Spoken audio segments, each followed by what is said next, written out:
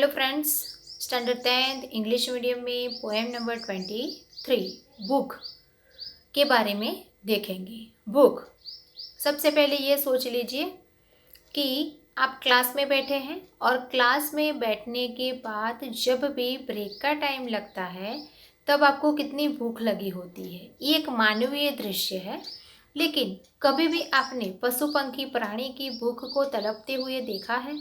तो ये सुंदर चित्र बहुत ही बारीकी दृष्टि से देखने के बाद कवि सर्वेश्वर दयाल सक्सेना जी ने एक दृश्य बताया है कि भूख से जब वो जूझते हैं तो क्या करते हैं। सबसे पहले उनके परिचय को प्राप्त करेंगे। देखेंगे कि जन्म सन 1926 ईस्वी और निधन सन 1983 ईस्वी में। नई कविता के इस प्रमुख कवि का जन्म बस्ती उत्तर प्रदेश में हुआ। नई कविता की प्रमुख यानी कि सबसे ऊपर उनका नाम लिया जाता है। आर्थिक अभावों से जूझते हुए इन्होंने इलाहाबाद विश्वविद्यालय में एमए किया। स्कूल में शिक्षण क्लर्क की और आकाशवाणी में नौकरी की।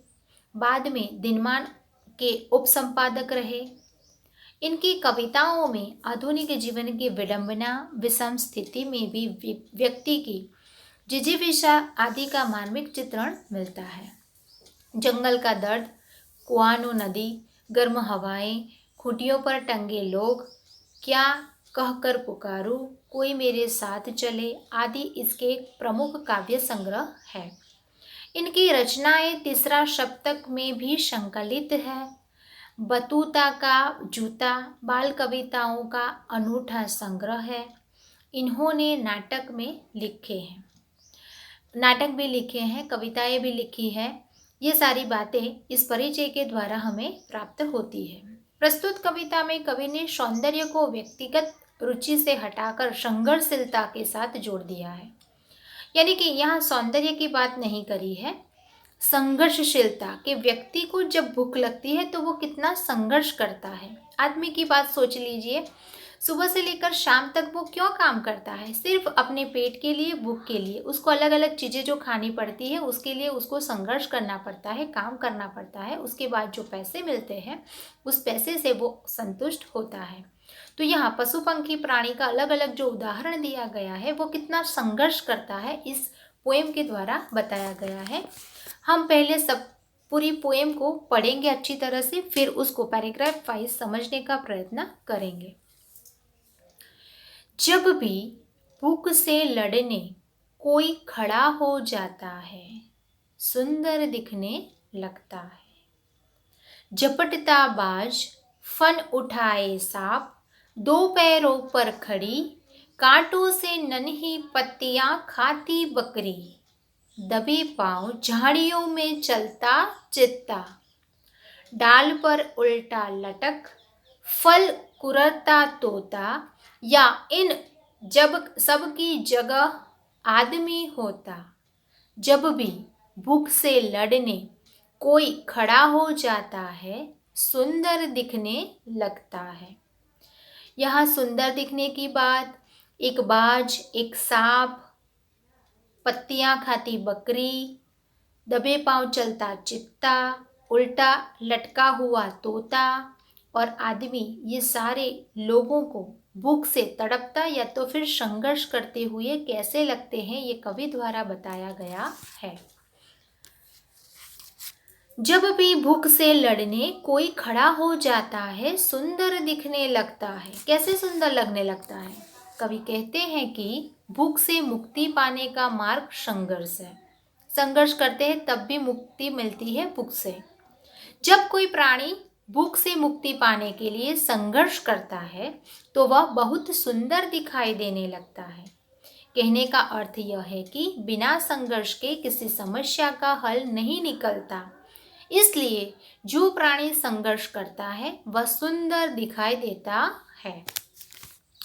दूसरी पंक्ति में बताया गया है कि झपटता बाज हमेशा दूर दूर की नज़र उसकी इतनी तेज होती है कि दूर से पड़ी हुई चीज़ भी उसे मालूम पड़ती है।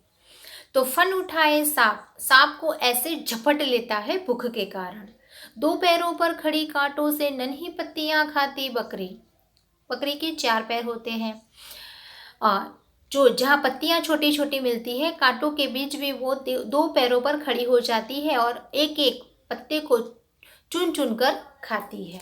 तो ये भी एक संघर्ष है कि बाज पक्षी अपने शिकार को कब्जे में करने के लिए जितनी तेजी से उस पर झपट मारता है, उतनी ही तेजी से अपने चंगुल से दबोच कर उड़ जाता है। वह देखने लायक होता है, वह दृश्य संघर्ष करने लायक है। इसी तरह अपने शिकार पर वार करने के लिए फन उठाए सांप का आक्रामक रूप भी सुंदर लगता है। यानी कि इसी तरह शिकार पर वार करने के लिए फन उठाए बचने के लिए वो सांप प्रयत्न करता है, संघर्ष करता है, आक्रामक रूप लगता है। और बकरी जब अपने दोनों पैर पर खड़ी हो जाती है और अपनी भूख मिटाने के लिए वह कांटों के बीच नन्ही नन्ही पत्तियां खाने लगती है, संघर्ष करती है, तो उसका सौंदर्य अनूठा, सबसे अलग लगता है। ये कवि की दृष्टि और उनकी भाषा पर आधारित है। लास्ट, दबे पांव झाड़ियों में चलता चित्ता, डाल पर उल्टा लटक फल कुरहता, या इनकी जगह आदमी होता, जब भी भूख से लड़ने कोई खड़ा हो जाता, सुंदर दिखने लगता। दबे पांव, धीमे धीमे वो अपने शिकार को पकड़ने के लिए चित्ता चलता है, झाड़ियों के बीच आहट के बिना, और डाल पर उल्टा लटक जाता है। तोता फल को कुरहता खाता है या तो फिर खाने के लिए ऊंधा लटकता रहता है। इन सारी जगह पे अगर आदमी होता तो भूख के लिए क्या संघर्ष करता, ये आपको मालूम है क्योंकि आप आदमी के बीच रहते हैं। लेकिन आपने चित्ता नहीं देखा है रियल में किस प्रकार अपना शिकार करता है। शायद किसी ने देखा हो किस प्रकार बाज सांप को फन उठाए आक्रामक रूप में लगता है, बकरी किस प्रकार पत्तियां खाती है।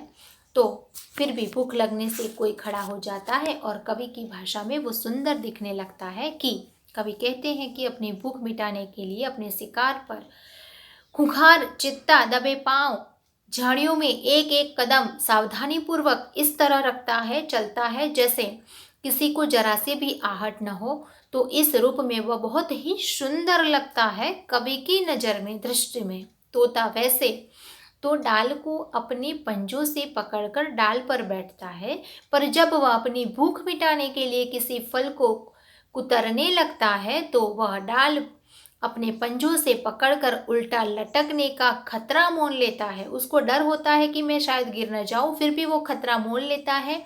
फिर भी वो अपने भूख के कारण वो फल को इस प्रकार संघर्ष करके भी खाता है कि उसकी भूख मिटाने के लिए किया गया संघर्ष बहुत ही अच्छा दिखाई देने लगता है।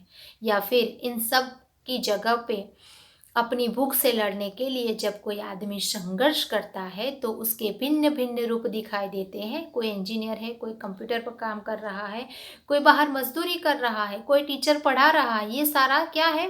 संघर्ष ही है। तो ये भिन्न भिन्न स्वरूप है।